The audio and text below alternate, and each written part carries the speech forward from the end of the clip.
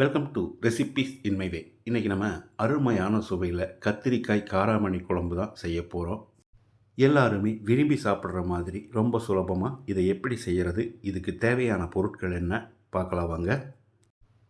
பேனில் 1 கப் அளவு காராமணி, அதாவது தட்டைப்பயிரை போட்டு ஒரு 5 நிமிஷம் வாசனை வர்ற அளவுக்கு வறுத்துக்கலாம். அளவான தீயிலேயே வறுக்கணும்.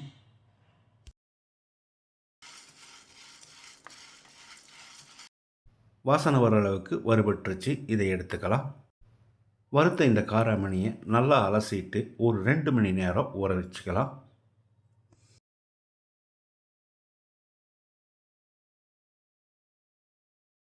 ரெண்டு மணி நேரம் ஊற வச்சுருந்தோம். கையில் நசுங்கிற அளவுக்கு ஊறிடுச்சு. இப்போ இதை குக்கரில் போட்டுக்கலாம். ஊற வச்ச தண்ணி 1 கப் அளவு இருக்குது. கூடவே இன்னொரு கப் தண்ணி சேர்த்துக்கலாம். 1 டீஸ்பூன் உப்பையும் போட்டு குக்கரை மூடி அதிகப்படியான தீயில 1 விசிலும் குறைஞ்ச தீயில 2 விசில் விட்டு எடுத்தாலே போதும். பேனில் 2 டேபிள் ஸ்பூன் எண்ணெய் ஊற்றிக்கலாம்.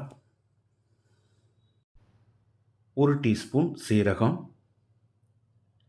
8 வரமிளகாய், ஒரு 10 செகண்ட் இதை பிரட்டி விட்டுடலாம்.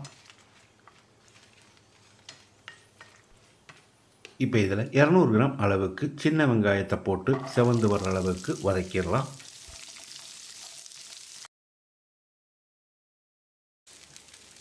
வெங்காயம் நல்லா வதங்கிடுச்சு. 1 கப் அளவு துருவின தேங்காயை சேர்த்துக்கலாம். கூடவே 1 டீஸ்பூன் கசகசா, 1/4 டீஸ்பூன் பெருங்காயத்தூள், 1/2 டேபிள் ஸ்பூன் மல்லித்தூள். 1 நிமிஷம் குறைஞ்ச தீயிலேயே இதை பிரட்டி விட்டுறலாம்.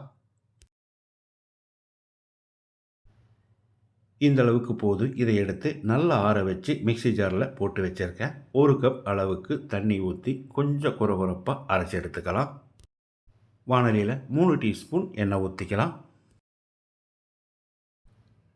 1/4 கிலோ அளவுக்கு கத்திரிக்காயை நீல வாக்கில் நறுக்கி தண்ணியில் போட்டு வச்சுருக்கேன். இதை போட்டுடலாம்.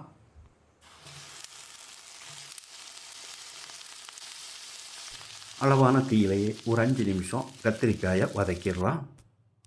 கத்திரிக்காய் இந்த மாதிரி கலர் மாறுற அளவுக்கு வதங்கின பிறகு நம்ம அரைச்சி வச்சுருந்த பேஸ்ட்டை ஊற்றிடலாம்.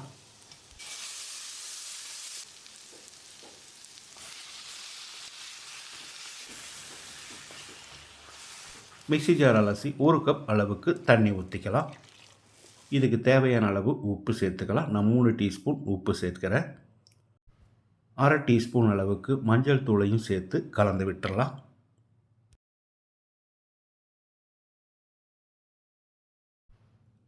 ஒரு எலுமிச்சை அளவு புளியை 1 கப் தண்ணியில் கரைச்சி வச்சுருக்கேன். இதை ஊற்றிக்கலாம்.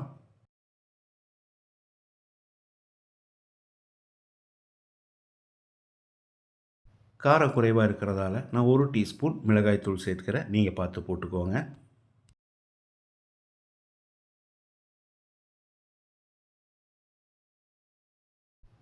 இது ஒரு 5-6 நிமிஷம் கொதிக்கட்டும். 3 விசில் ப்ரெஷர் அடங்கிருச்சு. இப்போ திறந்துடலாம். நல்லா மாவு மாதிரி வெந்திருக்கு.